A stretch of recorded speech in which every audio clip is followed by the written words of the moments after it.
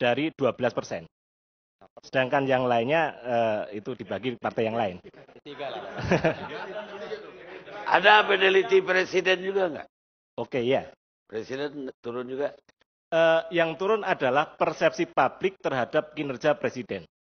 SBY sebagai presiden. Ya.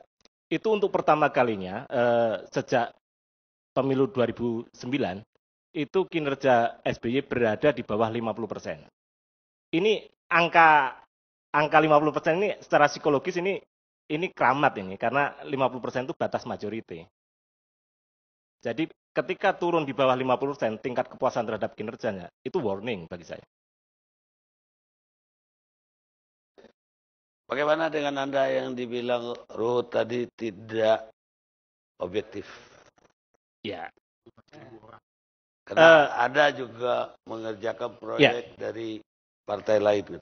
Tradisi survei di Indonesia, tradisi polling, ini adalah tradisi baru. Kita memang mengimpor tradisi itu dari negara demokrasi yang sudah maju sebelumnya. Di Amerika, pollster dan konsultan itu bisa jadi satu. Misalnya American Association of Political Consultant itu terdiri dari pollster dan konsultan. Saya bisa tunjukkan beberapa perusahaan konsultan yang sekaligus menjadi pollster, artinya pengukur opini publik. Misalnya Dick Morris. Anda mau mengatakan di Amerika pun praktek semacam terjadi, tapi objektivitas tetap terjaga. Iya, terjaga karena pasti survei itu dilakukan oleh divisi yang tersendiri, bukan para tim pemenangan atau tim konsultan itu melakukan survei, bukan. Survei adalah divisi yang terpisah. Bahwa itu satu grup, iya. Baik, tadi juga beliau tidak membantah hasil Anda. Cuma Anda dianggap tidak objektif. Gitu aja. Pak Ikrar, ini terpaksa presiden terakhir. Di mana-mana presiden itu terakhir, Pak. Jadi dirjen dulu, menteri, baru presiden. Pak Ikrar, ini dari sisi politik, demokrasi kita masih, pertanyaan Pak Permadi tadi, masih mau diterusin atau mau kita hentikan? Ya, mungkin sebelum saya jawab pertanyaan Anda ya, terus terang kami sebagai pengamat politik tuh sangat prihatin dengan situasi sekarang ya. Termasuk juga dari persoalan leadership. Ini yang dilakukan LSI ini belum termasuk kasus TKI ya. Kalau TKI itu masuk, kemungkinan itu persoalan leadership menjadi tanda tanya besar. Dan kemudian Anda juga tahu bahwa leadership without followership itu juga impossible. Ya. Dan kalau saya lihat ya, misalnya kayak Bung Ruhut ribut dengan temannya sendiri dari Partai Demokrat, padahal katanya Ruhut Sitompul bahwa Presiden sudah Ketua Dewan Pembina Partai Demokrat sudah mengatakan begini, dan ternyata nggak diikutin. Itu yang tadi saya katakan, leadership is impossible without followership. Dan kalau kemudian di partainya sendiri tidak di follow, apa katanya Dewan Pembina, so what will happen to us, gitu kan? Jadi ini menjadi satu tanda tanya besar ya. Makanya menurut saya ya nanti kalau kita milih presiden yang punya leadership dan punya followership yang benar lah gitu. Nah, tapi ada hal yang juga penting ya. Mudah-mudahan teman-teman lawyers di sini ya kita semua lah sebagai anak bangsa ya. Saya ingin mengingatkan bahwa ketika orang lain udah bicara mengenai energy security, ketika orang lain udah bicara mengenai bagaimana Cina akan mengambil alih dominasi Amerika Serikat ya, kita di dalam negeri masih ribut soal beginian gitu kan.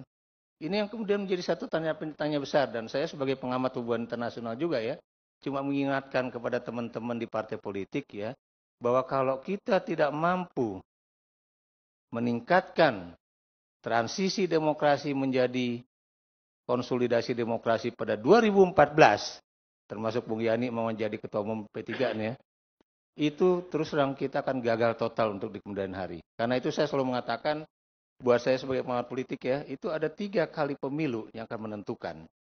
2014 sebagai konsolidasi demokrasi, dan kemudian 2024 itu yang akan menentukan Indonesia akan mampu menjadi mature demokrasi atau enggak. Kenapa demikian? Kalau kita gagal, ini Pak Karni ya, dan juga teman-teman semua, kita akan menjadi negara gagal dan tidak akan mampu bertarung Dan yang saya takutkan itu yang dikatakan Pak Cikaligis tadi akan jadi benar, bahwa Indonesia akan runtuh.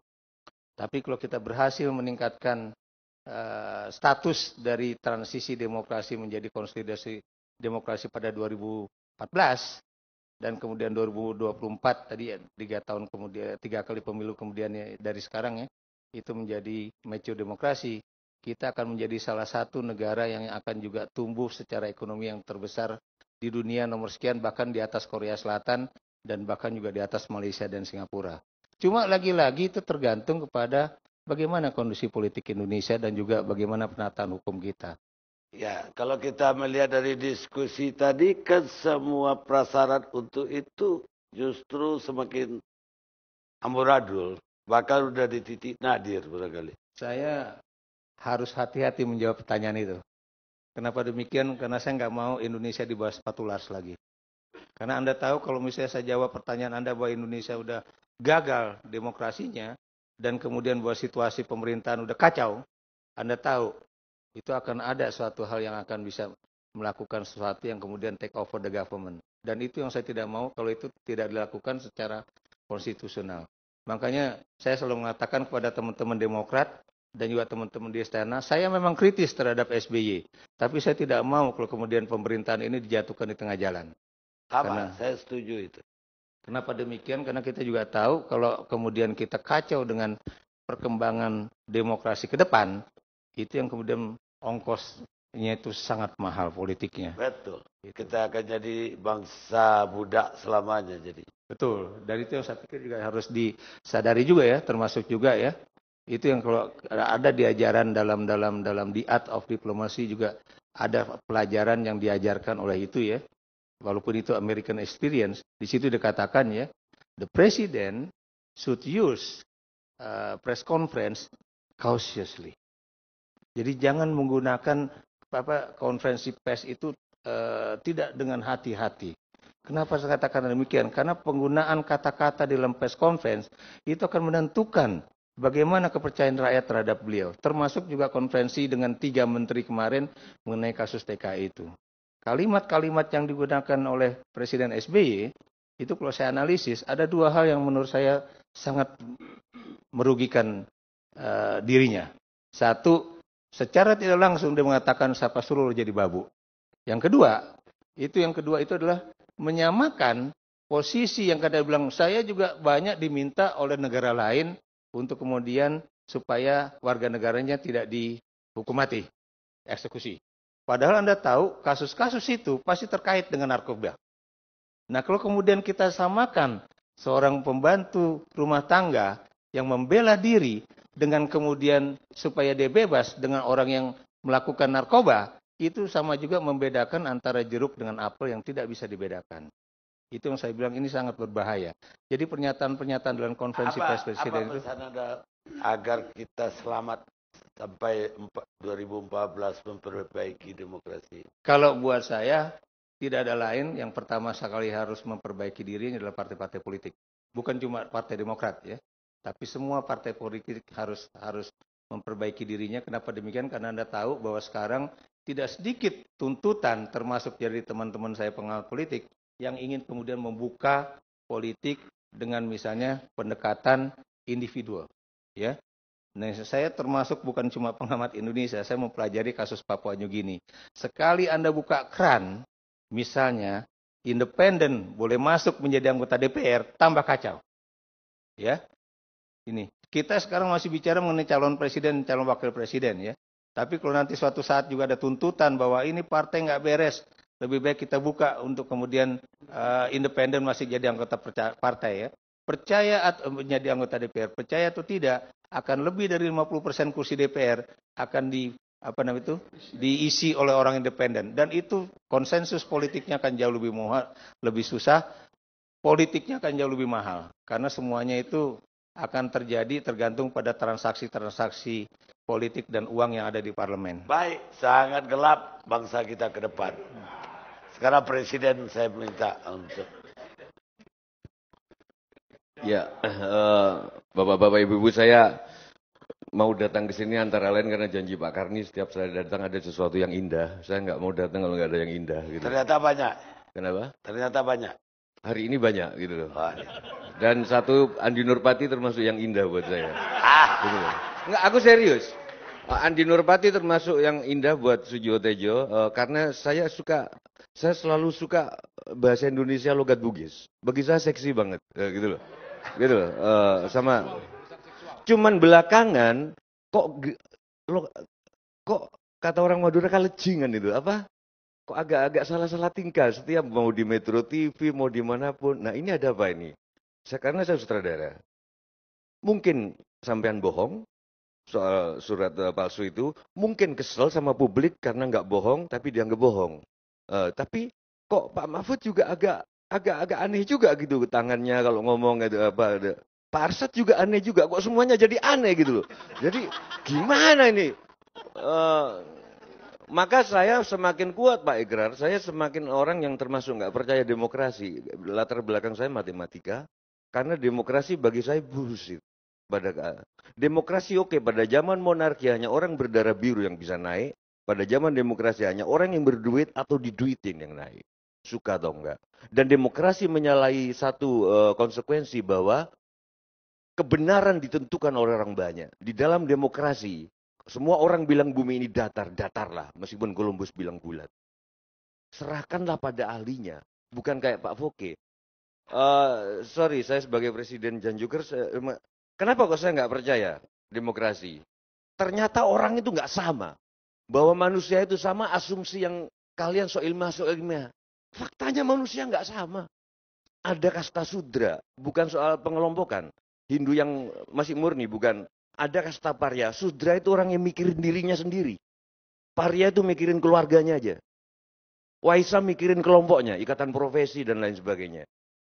Nah, di dalam demokrasi, sudra bisa jadi anggota DPR. Kelihatannya, di dalam ajaran lama itu, orang sudra kalau nyuri ayam bisa dibebaskan, Mbak. Tapi orang Brahmana, nyuri ayam bisa dihukum mati. Karena orang sudra belum dianggap manusia. Sosoknya manusia tapi masih siapa tahu Bang Ruhut ini belum manusia, gitu loh. Siapa tahu masih berevolusi loh. Tiba-tiba bisa jadi anggota DPR. Nah, itu kesan saya. Kenapa kok pembicaraan kita tentang semua ini harus kita tinjau kembali. Jangan-jangan kita harus mencari sistem pemerintahan yang monarki konstitusional atau apalah. Tapi kita nggak siap kok, Pak. Kita nggak siap. Orang Indonesia itu bukannya sama nggak membela orang miskin, tapi orang miskinnya juga kacau. Sekali kita bela, langsung melihat bahwa kita harus wajib menolongnya. Bahkan nggak mengucapkan makasih. Orang kayanya juga asu. Sorry Pak, ini bahasa Majapahit ini. Orang tuanya juga, punya kesewenang-wenangan gitu loh. Tapi orang miskin juga punya kesewenang-wenangan. Mau mobil itu benar atau enggak, pokoknya mikrolit selalu benar. Jadi gimana kita mau menaruh demokrasi? Saya hargai Pak Ikra Nusa Bakti karena ilmiah, tapi hidup itu enggak cuma ilmu tertulis, Pak. Hidup itu banyak ilmu enggak tertulisnya, Pak. Gitu loh. Saya lebih setuju untuk sementara misalkan kita revolusi, Pak SBY dijatuhkan atau apa. Tapi maksud saya pemimpin yang tangan besi tapi untuk tujuan bersama gitu loh. Gitu loh. Baru kita bentuk demokrasi gitu loh pelan-pelan. Bisa saya tanggapin. Iya. Ya. Buat saya yang namanya demokrasi itu yang jelas itu juga mengajarkan bicara dan bukan senjata yang lebih diutamakan. Satu. Yang kedua, lebih baik sebuah keputusan itu dibuat oleh orang-orang baik itu rakyat kecil ya, dibandingkan dengan oleh orang elit yang cuma jumlahnya sedikit, walaupun nanti pilihan dari rakyat itu bisa saja salah. Tapi dengan salah itu dia akan belajar untuk bertanggung jawab. Mereka, kita perlu kampanye. Andai Indonesia ini kampung, saya bisa datang ke rumah satu orang, pilihlah saya satu orang. Kalau Indonesia kita harus lewat TV, kita harus lewat koran, itu duit, Pak. Fakta. Sorry, saya hormat pada sampean, tapi sampean ilmuwan, ilmunya ilmu tertulis. Saya ilmu nggak tertulis ini, Pak, gitu loh.